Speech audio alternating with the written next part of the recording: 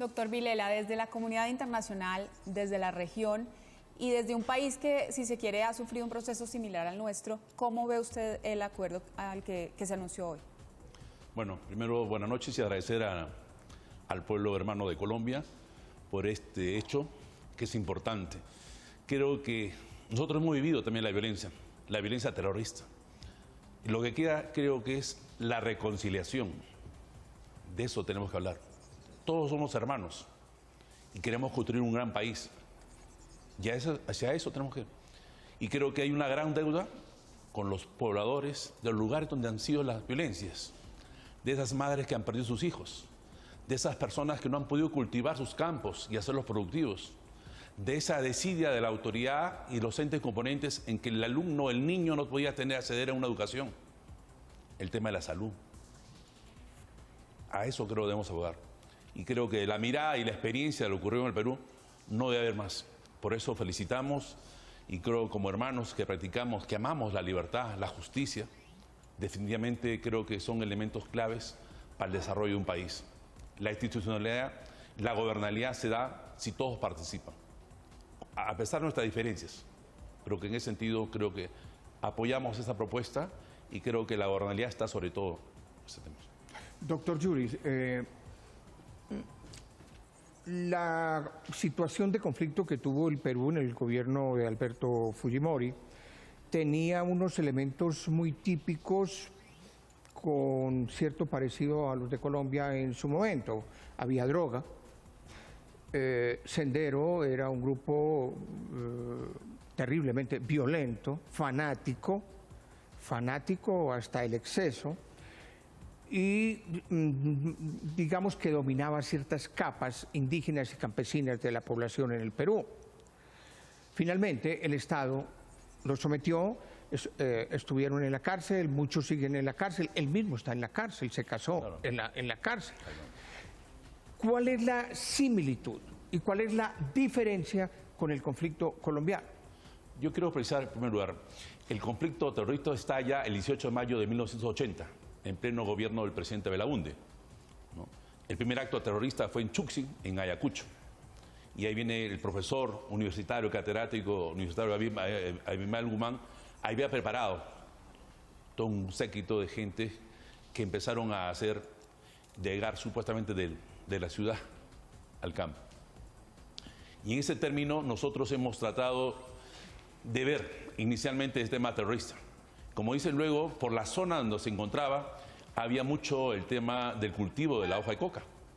Y fue un aliado fundamental, un aliado para ellos, para mejorar el tema de los elementos que eran necesarios para este cultivo.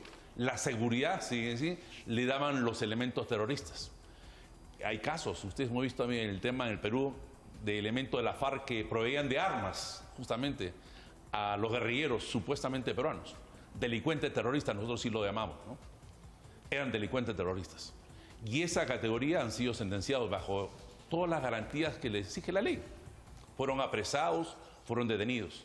Y definitivamente en ese sentido sí hubo la voluntad, sí reconocemos del presidente Fujimori, de enfrentar, de pedir ciertas disposiciones de suspensión de garantías personales que en su momento fueron criticados, pero dieron resultados. Doctor Yuri, esa implementación en el Perú con los gobernadores, ¿cómo fue? Andrés la trajo a colación ahora.